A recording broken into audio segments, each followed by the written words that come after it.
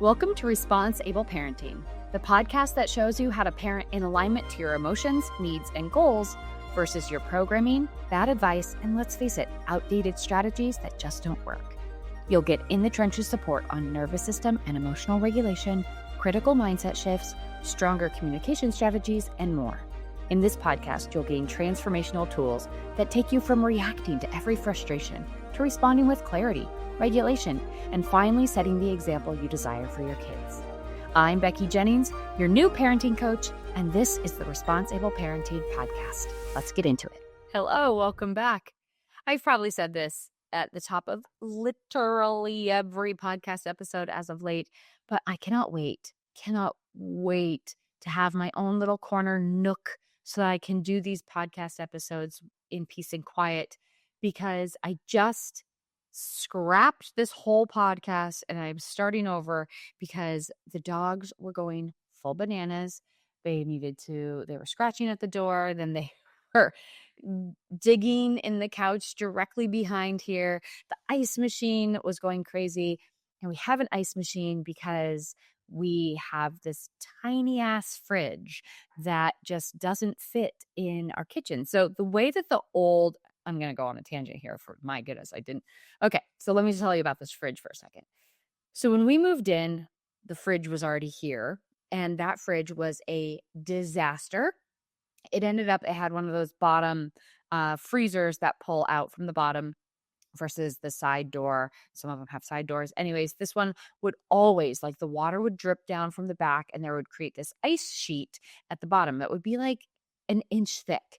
And so I would say every couple weeks, I'd be breaking apart this ice sculpture that's in our freezer. I'd be moving it outside. It was such a disaster. So then we were like, we can't have this anymore. We can't keep repairing it. We might as well just buy a new one. Well, fun story is that the way in which the previous owners configured the kitchen is they put this shelf, this 1.5 foot tall shelf above the fridge.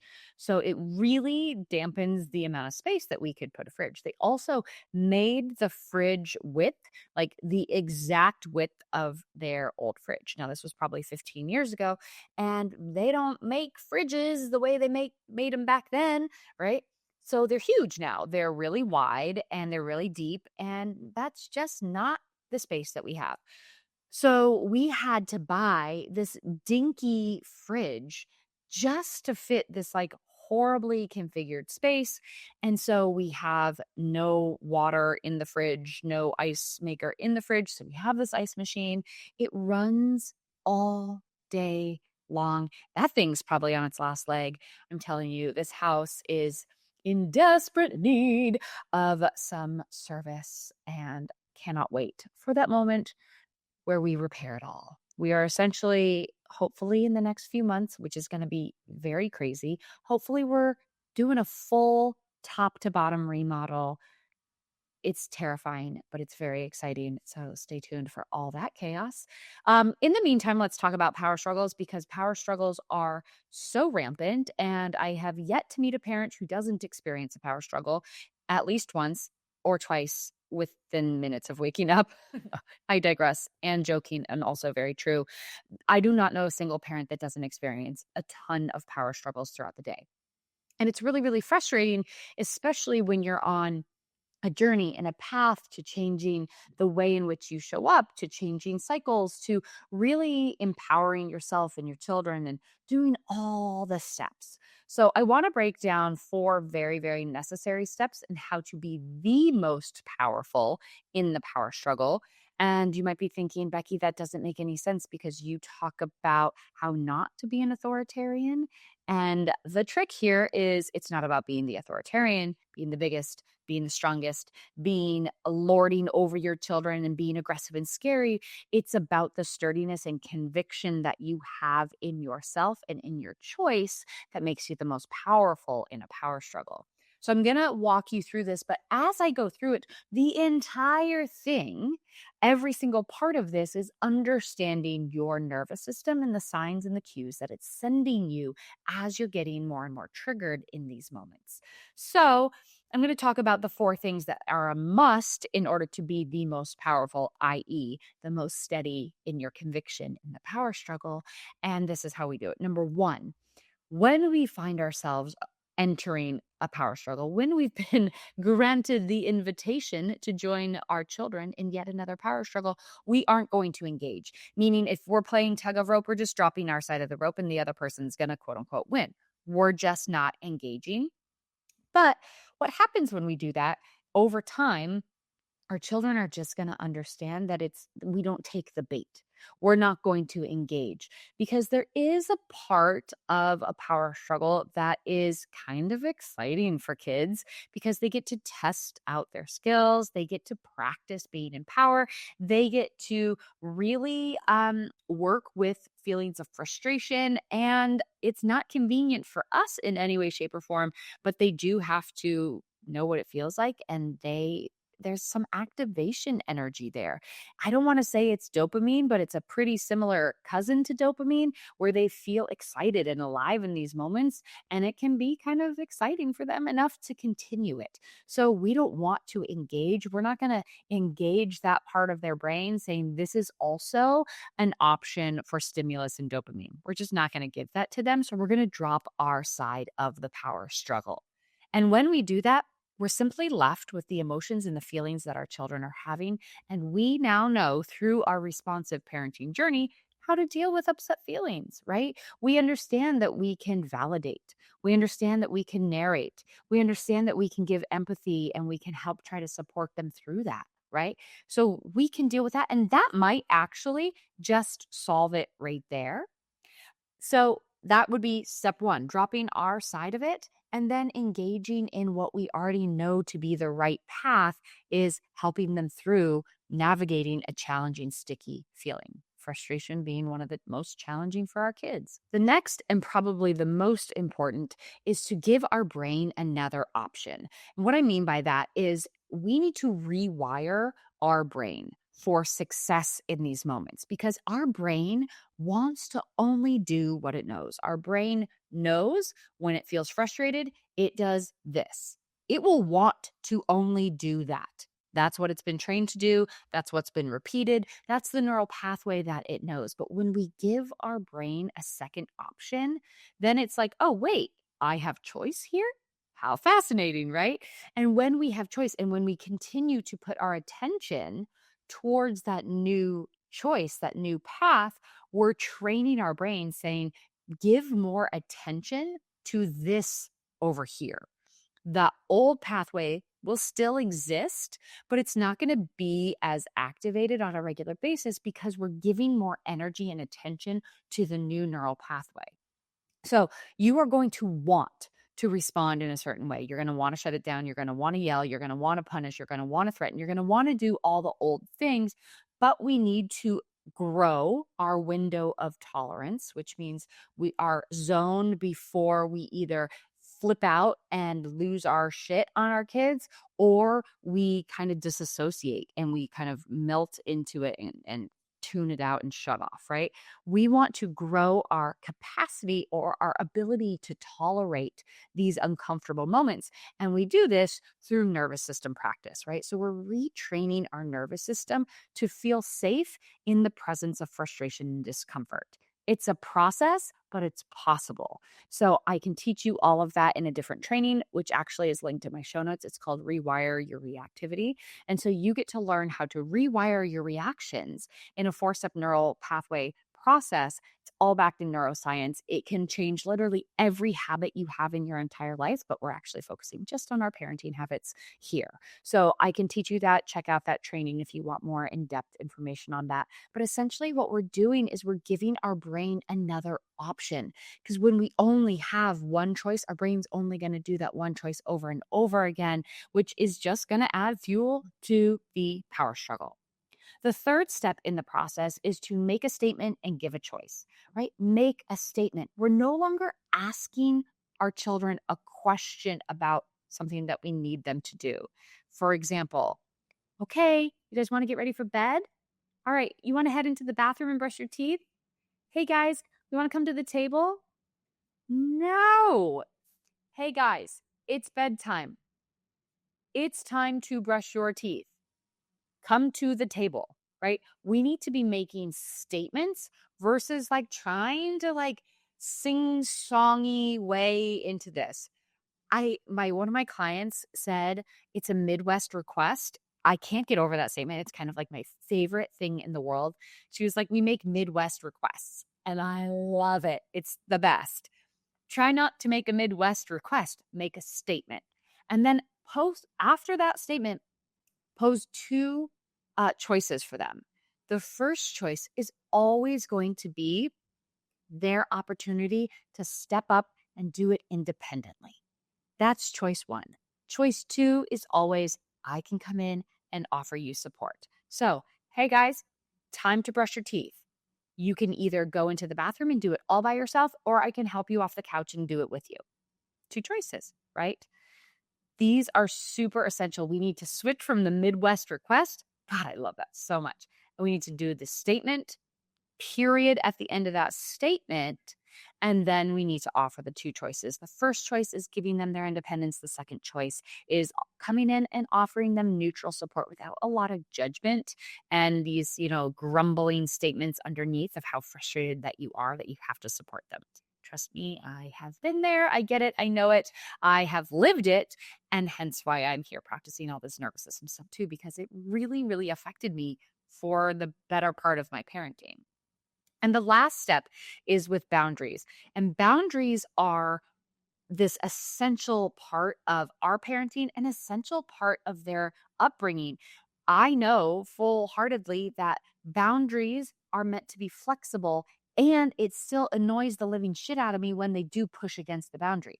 I want my children to be able to know how much they can push and how little they can push, because I don't want them to be robots, and I want them to not have to conform to every situation. And still, I want them to be respectful in the moment. So it's this weird dichotomy, right, that we have all the time. But what we need to do, and again, this goes back to nervous system training and regulation, is we need to expect that when we lay down the boundary, there's going to be pushback. So how do we respond in the face of that pushback? It's 2025 and there is more parenting advice than ever before. Yet we're still confused, stuck, and as a result, fall back into yelling, threatening, and punishing in moments that don't require such harsh reactions. Parenting has evolved, and it's time your parenting strategies do too. Welcome to REWIRE with ResponseABLE Parenting. This is where you get the support you're looking for so you can make fast, positive, and long-term change in your household. Inside this complete parenting system, you'll get a done-for-you roadmap that teaches you how to understand why you get so triggered, how to support both yourself and your child in the heat of the moment so you can react less and respond in a way that connects you versus creates more ruptures. You will quickly create a new nervous system baseline, allowing you to access more regulated and effective communication so that you can set and hold boundaries without meltdowns, reduce power struggle nightmares, and truly dial down the temperature that spikes every day. And if you're like me, you crave instant results and personalized feedback. Now you can join REWIRE Level Up and have 6 months of weekly coaching calls. In these calls, we work together on your specific challenges and we hyperspeed your rewiring process. This means you see faster changes in your home, which means relief sooner. This is your complete program to rewire your parenting brain so that your whole family can finally exhale. Join REWIRE today and start feeling relief as early as tonight. We might, in these moments, feel super proud of ourselves for dropping our power struggle, right? We've dropped that end of our power struggle. We didn't take the invitation to engage. Then we help them with empathy and validation and narrating their experience. And then we went to a different path in our brain. We didn't do the same thing where we were going to yell and we were going to threaten and we were going to bribe, and we actually took a couple deep breaths. We slowed ourselves down and we narrated our own experience. We're like, we are crushing this. Then we give the statement, we offer two choices, and still our children push back. Here's the final step, and I think the most important. Expect it. Expect that that's going to happen, because when we expect it, we're not blindsided by it, and then we don't view it as disrespect. And then we can actually continue the nervous system regulation process. We just wash, rinse, repeat what we're doing. We're not re-engaging in the power struggle. We're not going back to threats and bribes. We are not then offering the question like, hey, okay, guys, well, if we brush our teeth now, then can we do this later? We are just staying sturdy in our conviction that, yes, we laid down the boundary and the pushback is expected. So now I get another wonderful opportunity to grow my window of tolerance. I want to flat out say, this isn't an easy process, and you don't go from the desire to respond with a calm nervous system to responding with a calm nervous system. There are steps in between that are necessary. There's unpacking that needs to be done. There's a narrative and an understanding that you need to create about why you get triggered in these certain ways. But this is the process to being able to tolerate and handle and move through a power struggle and make it a learning lesson and a connected moment with your children. Boundaries are meant to be explored and pushed upon. And it is also our opportunity to teach what is allowed, what is not allowed. And we get to work with our children around boundaries. I know that's not what you want to hear. You don't want to put in the extra work. Trust me, I don't want to put in the extra work sometimes either. But this is how we do it. And we teach and we model, we prime our children's nervous system for the real world. Because they're going to experience a ton of frustration in their life. They're going to experience boundaries that aren't so nice as ours. And what can we do? When they experience that, they'll go, oh, I remember. This is how I move through it. I protect my nervous system, right? I create a sense of felt safety inside of myself. I listen to people, right? All of these things that we get to model in the moment. So to be the most powerful in a power struggle, it all comes down to your nervous system regulation. We are only as effective as we are regulated, period. So if you want to be more effective in a power struggle, you need to learn what it is exactly that is triggering you in these power struggles, and we need to start unpacking that. Then we need to build some systems and strategies around that. In the training, Rewire Your Reactions, I teach you how to do that. So definitely hop into the show notes, click that link. It's going to take you to a YouTube video that has the training there. And honestly, it's going to teach you how to start to recognize where you start to inch up in your dysregulation, where you start to inch up, where you're about to explode, or where you're about to fall back and disassociate. So it's a huge, important step in understanding, and honestly, something no one ever taught us to expect in parenting. We didn't know we'd be triggered left, right, and center every day, 300 times a day. That was never told to us. They were just like, oh, get ready, buckle up. It's da-da-da. That's all we heard. We didn't get any help. No heads up, right? So if you find yourself here in a perpetual power struggle, that's a tongue twister. Definitely dive into that, because it is essential to understand where your nervous system baseline is. And let's learn how to grow that window of tolerance so we can honestly handle so much more. And not be burdened by the stress of handling so much more. When we can work with our nervous system, learn how to read those cues and signals, we're just way more prepared and we're way more on top of it. So cannot wait to support you again. Let me know if you've watched the recording. Let me know if you have any further questions about this, and I can't wait to see you next week. Thank you for listening to the ResponseABLE Parenting Podcast. If you like what you heard, please take a moment to rate, review, and subscribe. If you know someone who would benefit from this podcast, I'd be honored if you'd share this episode with them. Until next time, know that you are enough, you are capable, you've made it through all of your hardest days, and we will keep growing on this parenting journey together. This podcast was produced by Kim Kelty and myself, Mackie Jennings, and edited by the Kelty Method, Branding and Podcasting.